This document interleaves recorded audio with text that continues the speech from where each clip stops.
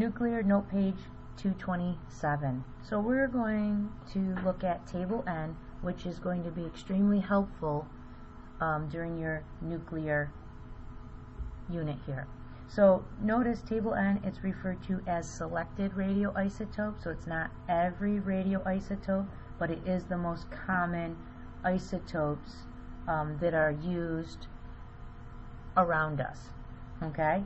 So a radioisotope is an isotope of any element that is unstable.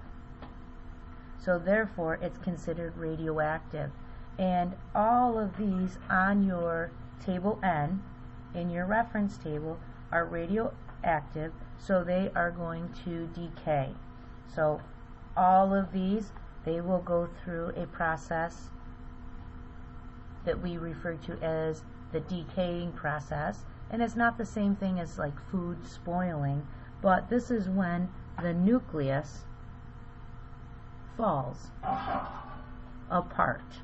So the couple things you'll notice is the first column and the last column, it provides you the nuclide identity.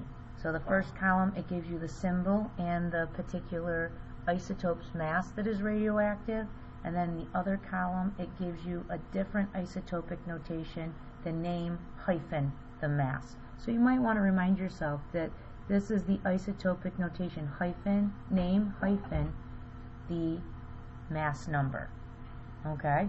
Now, the second column that is called half-life, this is the amount of time per cycle.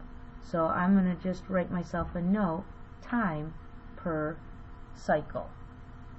Okay? And you notice that there are some different types of units, a D, a Y, an MS, an MIN, and an S.